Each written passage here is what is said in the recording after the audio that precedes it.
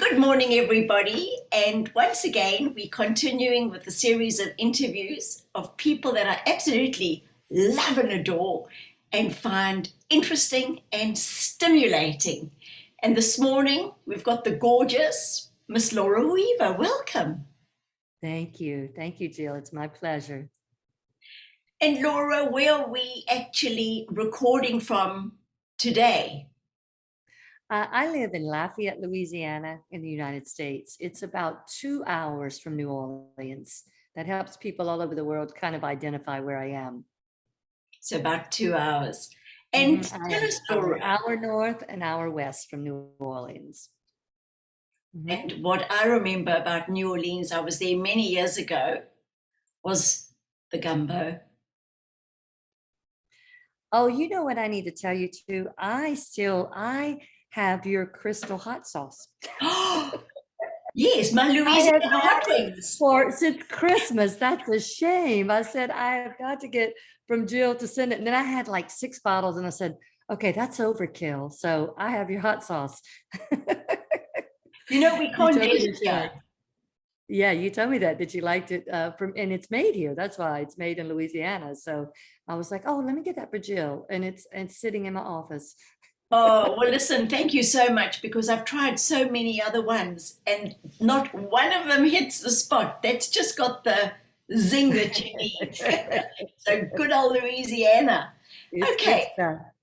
Laura, I want to know exactly what it is that you do in this spiritual world and how you do it and why you do it and how it actually all began. Okay. So my husband passed away about 18 years ago. And after he passed away, I started hearing him. I could feel him right here. I could hear him talking to me and I could feel him and I knew it was him. And it was interesting when I could feel him get near me, I would get very low, like I would lower my frequency a little, or perhaps it was raising it until this certain frequency that I could communicate with them. And I always had tears coming down and I would talk with him. The sound was from inside of me. And so I told one of my friends, I said, Alan is coming to talk to me. And she patted me on the hand and she goes, I am so glad that since you're missing your husband and you miss him so bad that you think you're able to talk to him, that's good for you. And I went, okay, I'm not telling anybody else that I'm talking to my husband. So as time went on, I was like, what is going on? If you died, then how can you be here? I don't understand how you can be here with me and you can be gone. So I started getting my hands on every book I could read about what happens after you cross over, near death experiences. Sylvia Brown was doing a lot of stuff at that time about what happens after you die. James Van Prague, he's a medium who he talks to people who have crossed over. And I was insatiable reading what was going on. And so then what happened was I began to wake up in the middle of the night at 3 o'clock in the morning and I would hear, pick up your pen. And I would pick up my pen and I would just start writing what it was that I heard. It wasn't my husband anymore. I just started writing these messages. And then when I finished hearing it, I would put my pen away, put my paper away, and go back to sleep and then not remember anything. And the next day, read the messages. And I was like, wow, this is interesting because it had words I had never heard of, concepts I had never thought of. And so that continued to go on with my writing every night. And so I ended up taking a course with James Van Prague, who is a medium. And the reason I took the course with him, I've taken 2 courses with him in mediumship, because if he could quiet his mind enough for other people to come in and talk to him, then I wanted to learn how to keep my mind quiet so I could hear my messages come through. So I took some courses with him and I learned that I was able to do mediumship, although I don't currently practice mediumship. But what ended up happening with me then was when I would wake up in the middle of the night, sometimes people who had crossed over would come over, would come and ask me to give messages to their loved ones. So they would show me pictures. I would see visions and pictures and kind of like a movie. And I would hear their words as they're narrating what's going on and narrating the message to their loved ones. And I would write it down and then give it to their person. And some people I couldn't tell them that part of it. So I would say I had a dream and they came to me. And that seemed to be a little bit more acceptable for some of the people. And other people, I could say, I have a message for you. So that continued for me doing that I could hear really well. And so then I went and worked with Brian Weiss, who does past life regressions. And I worked with him for about a week and learned all about past life regressions. And then I, of course, stumbled upon Alba at my 3 o'clock in the morning when I couldn't get back to sleep. I would stumbled upon Alba and started watching her videos and just fell in love with the information that was coming through. So then I ended up working with Antonio, taking the course with Antonio and Alba, and becoming certified in introspective hypnosis. And so I've been doing that now for a couple of years. And the other thing that, so I have a website that people go to, and I do hypnosis sessions with people all over the world by Zoom.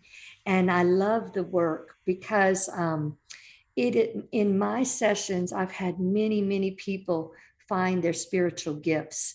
And so that's been just such a treat to be a part of that. So I do that. The other thing that I do is that I had gone to I'd gone to a funeral of my niece who passed away. She was 29, and I went and hugged her mom. And when I did, I couldn't breathe anymore. My niece had passed away from cystic fibrosis. She had had lung transplants, and I couldn't. When I finished hugging my her mother, I went and sat down, and I couldn't breathe, and I was just really gasping for air. So I went outside, went under a tree, tried to ground myself. I couldn't figure out what was going on, so I left, and I called my friend Peter, who's a shaman. I've been going to a shaman for about probably 25 years. And I said, Peter, I need help. I don't know what's going on. And what had happened was when she passed away, she did not know to go to the light. And so she had gone to her mother's light. And when I hugged her mother, she came into my soul. And so that's what all that was about. And so once Peter released her, then I could tell she was gone and she had gone to the light, and his vision was of her being guided to the light with her guides. So I knew that there were attachments or entities that came through people. And so that began to happen to me a lot more. Now I know to protect myself, but in my travels, I would pick up people who had crossed over, and it got where I could tell who they were. I could tell that they were male or female, kind of their age, what's going on. And so I made an agreement that I would help these souls cross over and go to the light. So for a while, they would come through me and go to the light, and I knew how to release them. When I could feel them attach, I could release them and I call Archangel Michael and Raphael to come in and escort them to the light. And so I did that.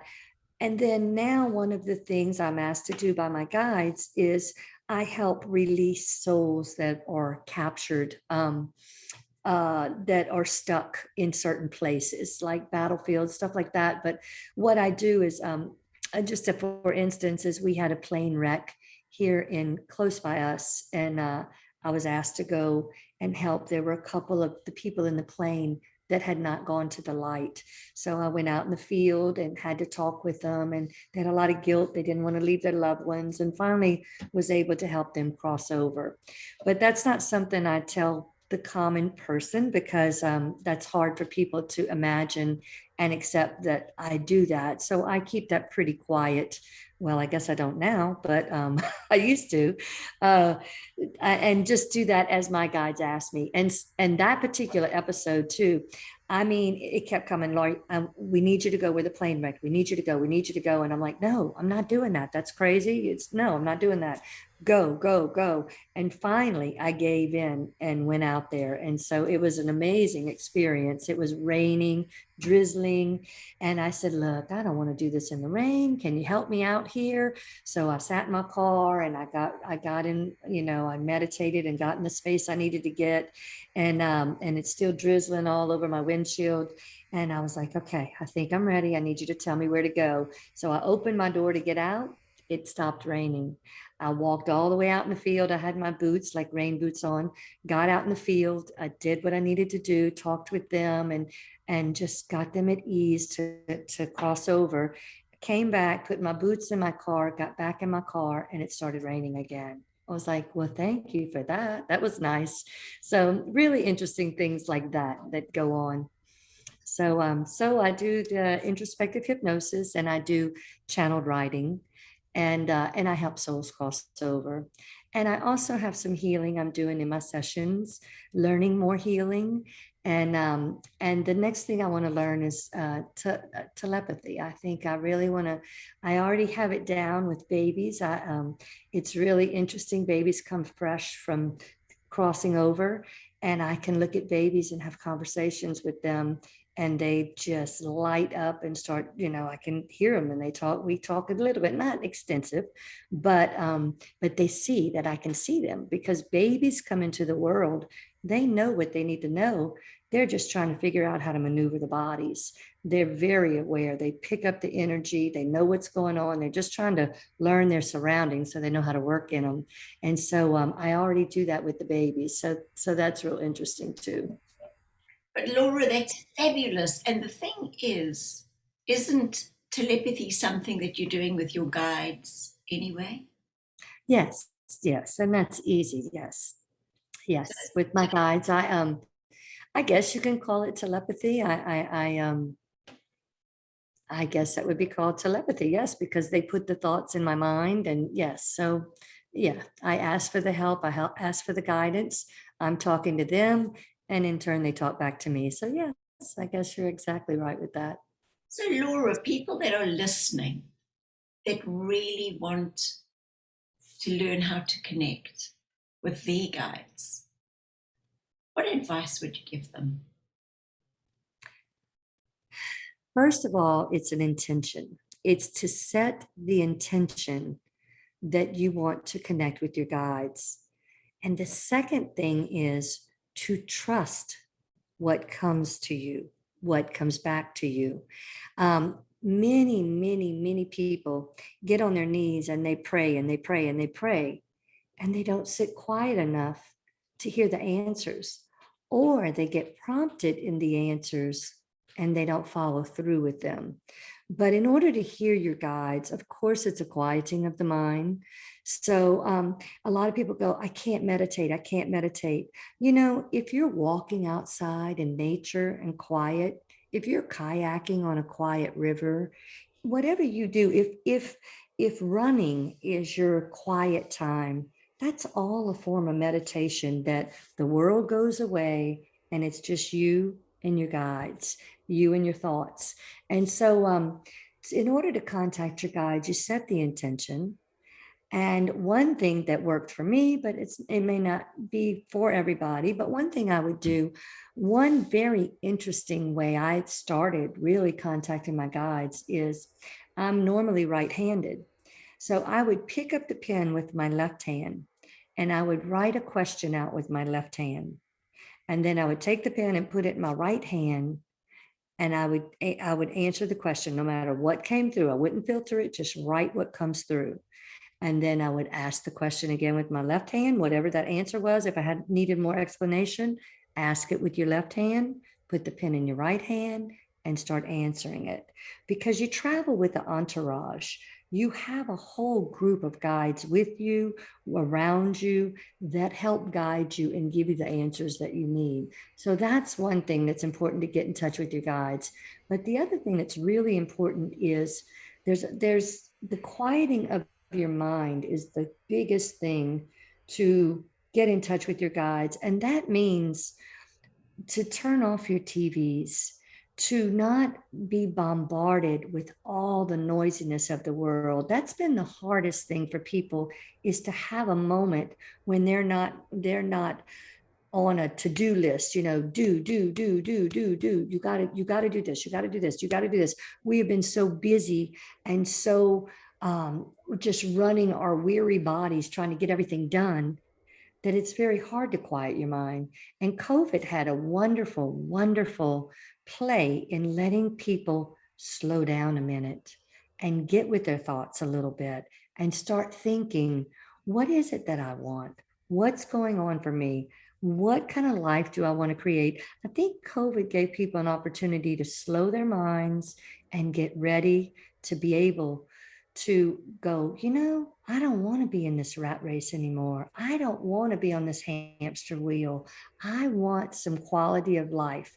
I want to feel what I need to feel and not be working on everyone else's agenda.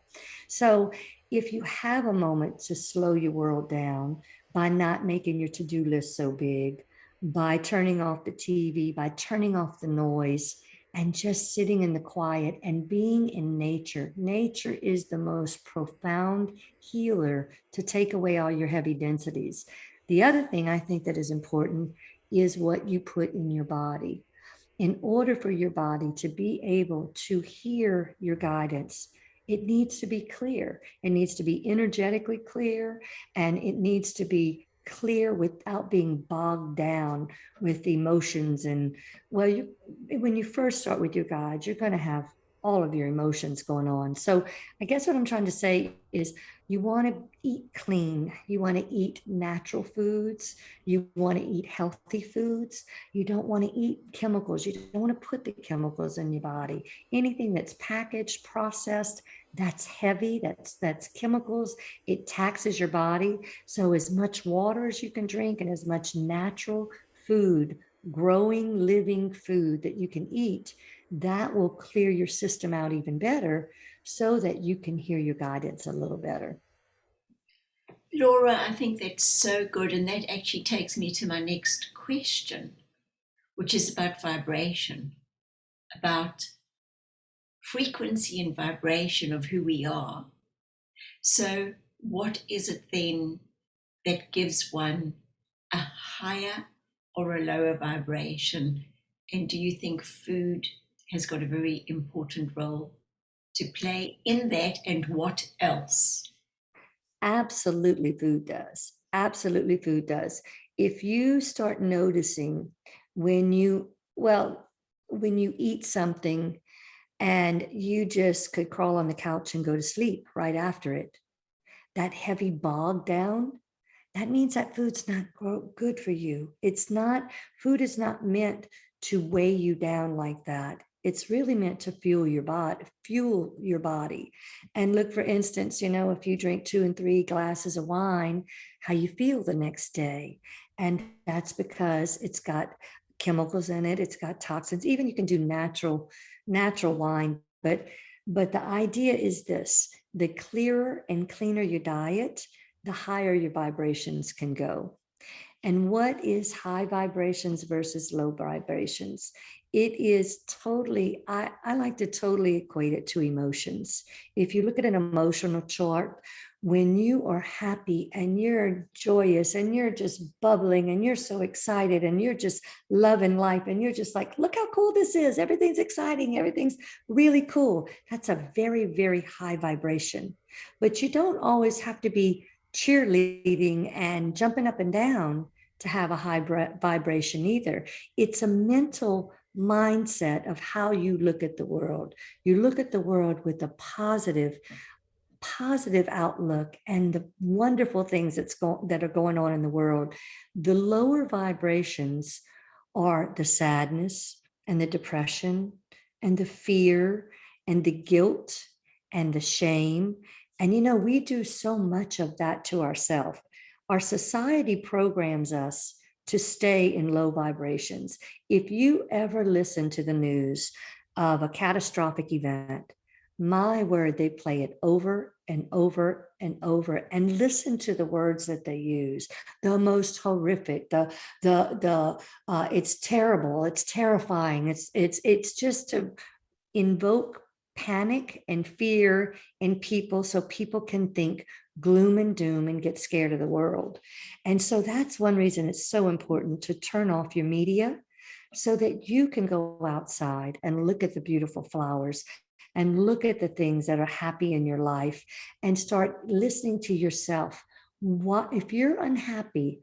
The only person that can make you happy, not your mate, not your kids, not your friends, it's up to you to find happiness in your life. And our emotions are our barometer.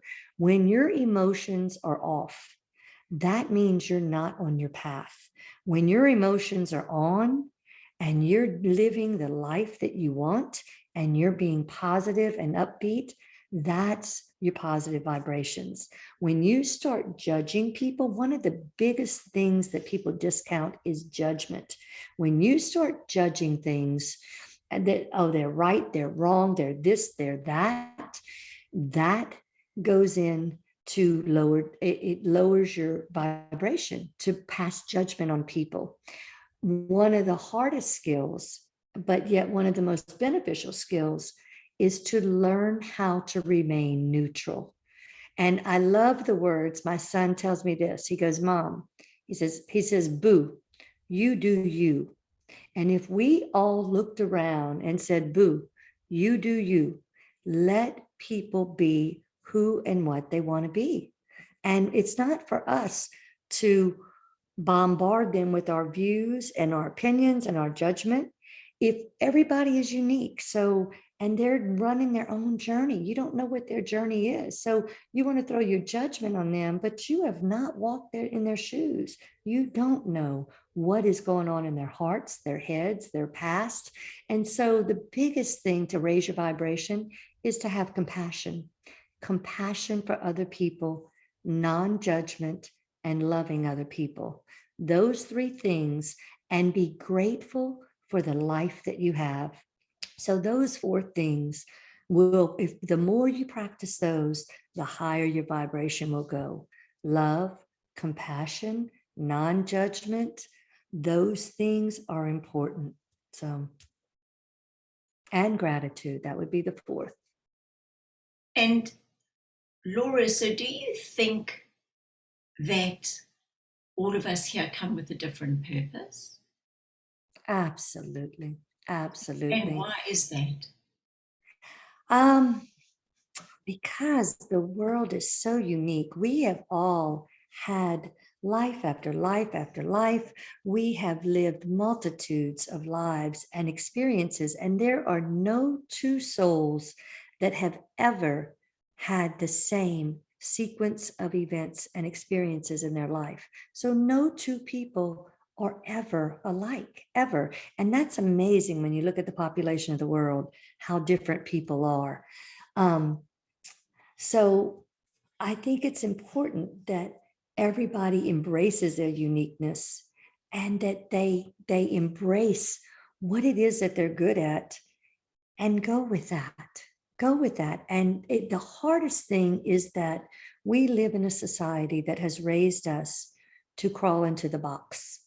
Our schools do it, our churches do it, society does it. You need to look this way. Media does it. Advertising does it. You need to wear this. You need to look like this. You need to act like this. You need to behave this way. And so it takes this vast amount of creativity, shuts that down, and throws you into a little box. And so the hardest thing is for us to get rid of all of what society has placed on us, making us conform, and giving yourself permission and being brave enough to stop conforming to what other people think you need to do and listen to your heart. All your guidance is within you. When you sit quietly, what makes, this is how I like to think about, how do you design your life? What I think of this, when there's a little puppy dog that is riding in a car and the window's down and his head's out the window and his ears are flapping and his tail's wagging, and oh my goodness, nothing could be better than him riding in that car, just as happy as he could be, tail wagging. And so my question to you is, what makes your tail wag? What makes your tail wag? Sit down with the list. What makes you feel like that little puppy dog hanging his head out the window? Begin with that. Begin with that to start learning who you are, to get out of the program that everybody, the expectations that they expect you to be, and you just start looking at what that looks like. And that's a good way to start looking at your own uniqueness and embracing it and accepting it. And that will help you eventually learn your talents and what it is you're good at and how you make other people. Your purpose here is, how do you serve others? What is it that you do for other people that make a difference in this world? And it can be as little as sitting with the lonely lady next door. It comes in all shapes and sizes. Teaching children, shaping our youth. It can be little things, it can be monumental things, running companies and foundations and organizations. Everybody should embrace what their talents are. It could be expressing love and compassion through your artwork. It could be through your music, through writing your songs, writing your poetry. The list goes on and on and on. How do you touch souls and hearts and make them smile? That's kind of what you think about. First, you got to make yourself smile, then you can make them smile. So, Laura, why aren't people doing that? Well, I feel they're Living not for others instead of for themselves. instead of for themselves. So, people pleasing. So, could you tell us about people pleasing People and how please. that works, and if you think it's a good idea? We all go through people pleasing, all of us in our lives, because we're conditioned to people please. We need to people please even from little children to, if you do it this way, you get a reward.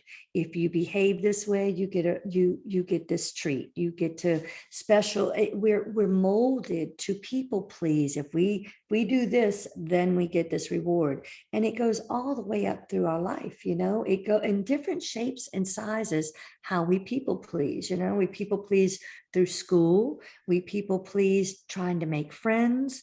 We people please trying to fit in.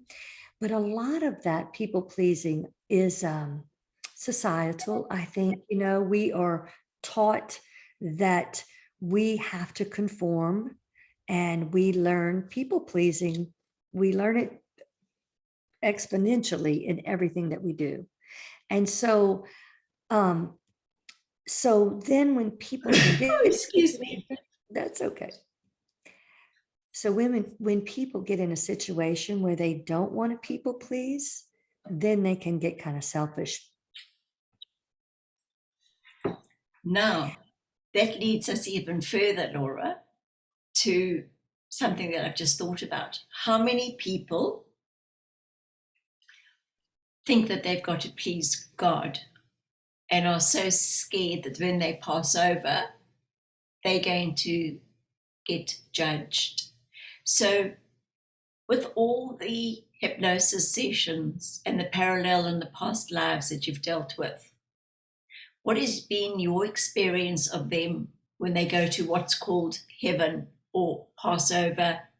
What is the process, and do they get judged? So when I take people through past life regressions and they die, they cross over, they go up to the light and they meet their guides. And their guides ask them, "What have you learned from this lifetime?" And and people do have what's called a life review. They look at their lives and they see if they've met their objectives. They've seen how they feel like they've done, but it's not anybody else judging you. It is what you think in your heart. Before you come to earth, You know the group of people that you're coming with. You know your soul group. You know the role you're going to play. You know the family you're going to be born into. You know certain milestones in your life, and you know certain lessons that you want to go and you learn. And so it's kind of like being in a play. You say, okay, you know what? I want to learn how to speak my voice. And so the people in your soul group go, okay, this is what I'm going to do.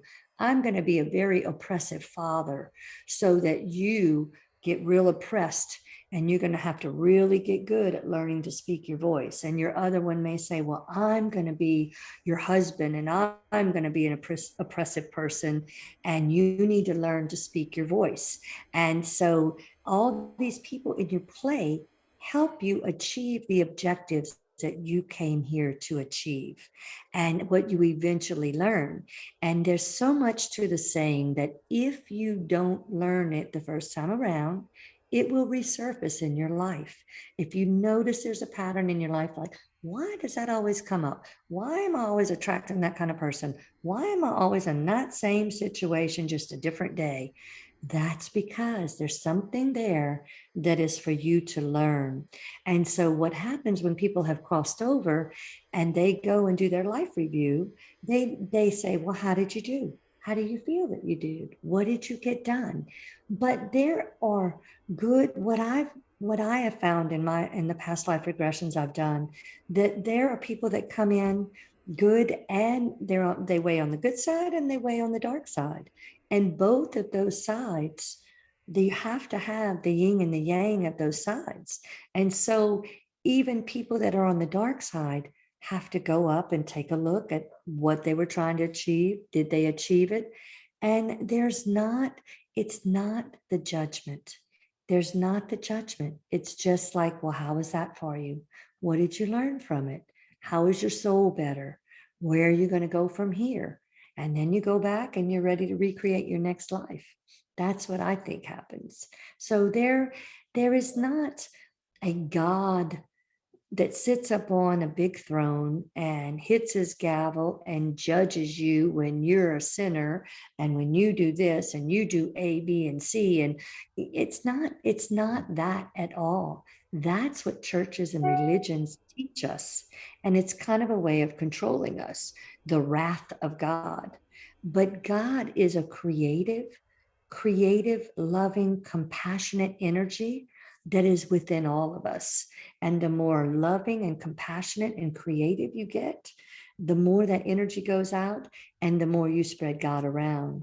So God is not outside, He's within all of us. That's how we're connected, through that energy. So then that means that there aren't any victims. So all the people that are listening today that say, well, there's no way I would have ever chosen that man doing that to me, or that Yes. situation. I wouldn't choose that. Why would I ever choose it? Yes, yes, and that's a hard concept to follow, to swallow even. And in a lot of the past life, well, in a lot of the past lives that I've done, and even current lives that I've done, when someone is being violated in different ways, with violence, with sexual violence, we a lot of times we have them look into the perpetrator's eyes and they recognize them, and then they go into the life prior and realize that in the life prior, they had done something to that person, and it's just kind of karma. So they did something to somebody else. And so in their next life, they said, I want to see what it feels like to be on the other side of that. And believe it or not, we make that agreement for that stuff to happen. It sounds crazy, but I've watched it time and time again. That was one of my mouth dropping revelations, going, wow, in order for there to be perpetrators, there have to be victims. And it's an agreement. It is an agreement. So in order to be a doctor, you have to have a patient, and you can't be Yes. a patient unless there's a doctor. So one Mhm. life you decide to be the doctor, the next life you decide to be the patient. I mean, that's really simplifying things. But if people can really, really get their heads around that concept and stop playing victim Because, Laura, don't you think that if people play victim, that's when the energy decreases, the vibration lowers, and so they are then in they. So if you're on the second floor of the building and your vibration can only take you to the second floor, the basement, the first and the second floor, you have to change what you are vibrating to in order to get up the escalator or into the lift to go up to that penthouse. And only when you're in that penthouse will you be able to see things differently. And I think that's where most people struggle. They don't know that there's that next level that they can actually go to, because where they are at the moment is so heavy. And I think that's where the most help and guidance is needed. What could you say about that to help somebody get from the basement and let them know that there is a penthouse within themselves? Well, it's hard when you're a victim to see a way out. And there's a few things to understand about being in the victim mode. When you are in the victim mode, you are giving your energy away. You are being drained of your vibrations. That's why you go lower vibration, because if you have an uneven relationship, even like if you're in a marriage that feels abusive, or just for an example, and you are constantly feeling like you're mentally getting pounded on. I'm sorry, I forgot to turn that off. So if you feel like if you're in a relationship that you are the victim in your mind and someone else is stronger than you, a lot of times that other person will be taking your energy from you, just taking your energy from you, which wears you out, which makes you feel like the victim. That's one thing that happens. Also, the biggest thing about victimhood is to set your healthy boundaries and know that you deserve better. That's another thing that helps you get out of victimhood. But to raise your vibrations, to get out of victimhood, you've got to really, the primary thing you've got to do is to begin to work on forgiveness. Forgiveness of yourself for allowing yourself to get treated like that. And then forgiveness of the perpetrator. If it's a past event, forgiveness of the perpetrator is huge, because forgiveness is a very powerful vibration that cuts through all of that. And forgiveness is not saying, you know what, I'm going to let you have a pass on this. It's just letting go of the anger and the frustration and moving away from all those emotions that are tied up, that are keeping you in victimhood. As long as you are angry and bitter and it's your fault, then you're giving all your power away and you're staying stuck in that low vibration. And forgiveness, as hard as it feels like, forgiveness is a very, very powerful emotion that cuts through all of that and will release those emotions for you. That is why you forgive, not for the perpetrator, for you to let go and raise your vibrations again. So that's what's hard about coming out of being a victim, is that letting go of it and knowing, taking your power back. And part of taking your power back is if you're in a relationship that someone is draining all your power, therein lies a huge problem.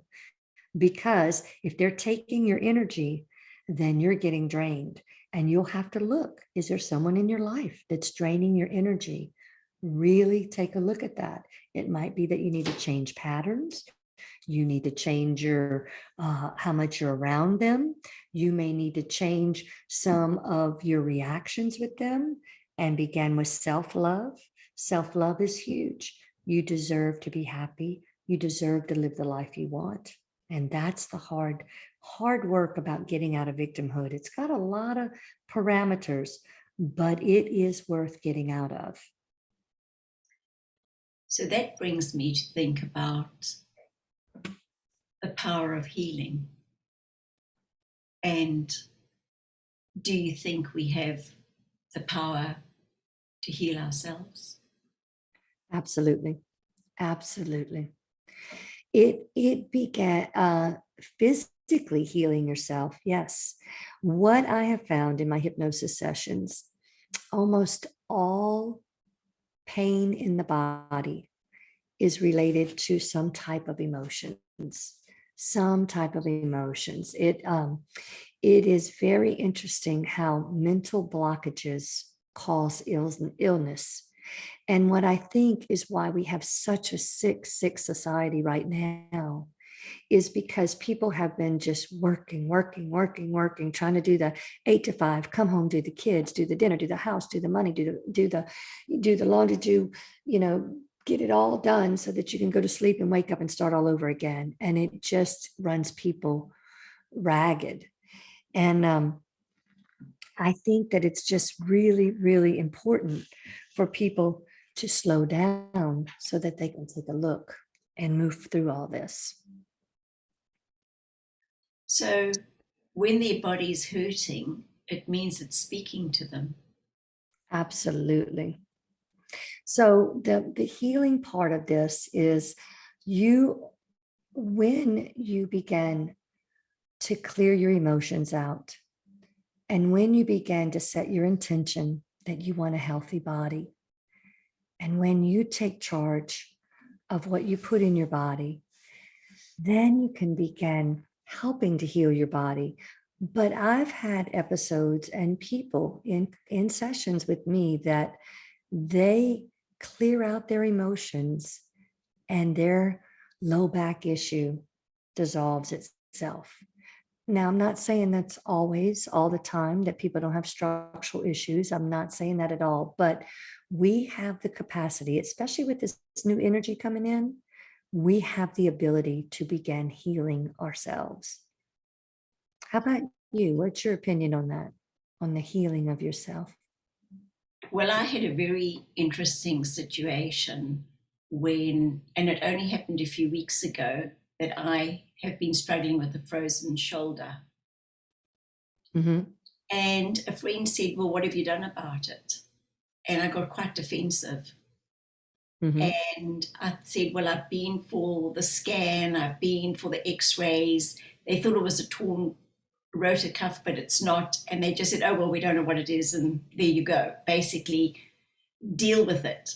And she said, "But what about this? What about that? What about doing this?" And I suddenly thought, wow, why aren't I doing that? And I think, you know what it is? It's about thinking, are you actually worth it? That Do and you have, believe in yourself. do you have value? Do you actually believe that you have value? And I thought, where did this programming in me begin, that I thought that I shouldn't spend money on going to an acupuncturist or having a massage because it was indulgent, and I wasn't worth spending the money on, that I shouldn't be taking that from the communal, what could you call it, money box as such, which is Mm-hmm. ridiculous because my husband is very, very generous. So it's got nothing to do with anybody doing anything to you, rather than you doing something or not doing something to yourself. And Mm-hmm. it really made me go within. And of course, as you said, that's where our answers are. And I remember when I left school, I wanted to go to hotel school. And my father said, "No. Why would I spend money on you? You're a girl. Girls get married and girls have babies. I'm not paying for you to go to hotel school. You will be a nurse where you will get paid a little bit of money, but you will get trained and you will live on the premises." So there was an absolute beautiful case of somebody telling you what to do with your life. Now, what happened to my voice? Why didn't Jill stand up and say, no, that's not what I wish to do, and actually go out and forge my destiny? I ended up nursing, but I didn't qualify right at the very end, because that's when I found my voice and I got a job in a hotel. I You then did. went and told my father that, listen, I've left. And he said, why would you be so irresponsible? You will never get a job, you know. Which I did. I got a job. And for some reason, that didn't make him happy at all. So there was a control issue. Yeah. So coming back to that question of healing and looking after oneself, I suddenly realized that I'm not a program. I'm a human being and I'm in charge of myself. And that was a very long time ago. I released myself from that and said, actually, I think I do have a bit of worth. Do I believe in Jill? I think I'm beginning to believe in Jill a little bit. And Laura, lo and behold, the last 2 weeks, my shoulder's not as bad as it was. I love that. I love that. You know, in my hypnosis sessions, I have had some beautiful, beautiful things happen. There are people that have phenomenal gifts, healing gifts. And one of my people that came in for a session, she went to a past life regression and she saw a woman. She goes, oh, she looks like Cleopatra. And I said, so what does she do? It says, oh, she works in the palace. It wasn't Cleopatra, but she looked like that. She said, she works in the palace and people come to her because she heals them. And I said, how does she heal them? She sings their song. She sings their frequency. People forget who they are, and she sings their song so they can remember who they are, and she retunes their body to their frequency. And I said, so walk up to her and ask her if she will give you a healing. Oh, And wow, Laura, she how went up to astute her. of you. She went up to her and she got a healing from her. And then the girl that looked like Cleopatra told the client, she said, you are me and you have these gifts. And my client started singing light language. And she learned and taught her in the session that now we have so much energy coming in that it's called multidimensional healing, and that you can begin using light language to sing people songs for them. And if you can't remember, you just quietly ask me.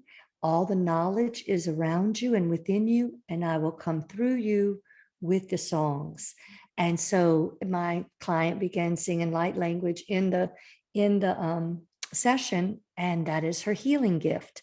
And I have seen such amazing healing gifts. I had another one that went in. She went and saw, she loved herbs, and she went back to a woman that was in the forest working in herbs. Described her whole cabin with all the herbs around. Went up to the lady, the lady in the cabin gave her a healing, and then taught her about her herbs in the session so that she could bring that healing power forward. So now what's going on with all this beautiful energy coming in, your fractal, your other part of you that has healing powers comes through this lifetime, and you have healing abilities. For me, I have crystals that I use, Pleiadian crystals, no idea that I knew how to use them. And all I do is hear my guidance and do what they say. And it is just beautiful how those sessions unfold with those crystals. And I didn't know I had crystal knowledge until I went under a session and they're like, oh yeah, you know crystals, just get your crystal and it's going to come through. So now people are learning their multidimensional healing powers. They can heal themselves and they can heal other people. We had a vision with a girl that that it was actually, she said she was a little boy following Jesus. And I said, ask, go with Jesus while he does a healing. And she did this whole description of this girl laying on a cot. And she described the room, and that the girl, they thought she was dead, and that Jesus took his hand and he put it on the crown of her head. And she goes, I can see the light coming through. I can see the light coming through from above his hand, through the body. Oh, she's starting to move. She's starting to do this. And he was watching, and she was describing as Jesus is healing this person. And so I said, ask him to show us how. And he said, you have to believe in your heart. You have to know that you are a healer and believe it in your heart. And I said, so we can do that? He goes, yes, it's yours for the asking. In your sessions, ask, and we can bring that through. So for her, that was powerful for her. So I am watching with my jaw dropped at all these amazing healing techniques that people have and that are coming through in this dimension from other dimensions. It's been impressive. So can people heal themselves? Absolutely. Can people heal other people? Absolutely. It's impressive. It's So impressive. all our fractals, I think, are almost coming back together again and helping us, like the Cleopatra look-alike. And I want the audience to know that the whole thing about my dad is that he was playing his part beautifully to teach me how to get my voice. Yes, yes. And when you mentioned the story about Jesus and healing, Laura, you gave me the absolute goosebumps, because 2 weeks ago, what happened was I was woken up by Jesus in the middle of the night, maybe 2 o'clock in the morning, and it was so loud. And do you know what he said? What do you believe? And that's for all of us. What do you believe? It's true. Because your life will be what you believe. You are the creator of your experience. You are. You are. You'd like to think that you have no power in it, but it is your total perception that you're seeing the world through. You And know, that's Miss why it's Laura, sorry, yes, carry on. well, that's what I'm just saying. That's why life is so different from everybody, because it's their perception in which they're viewing their life and creating their life.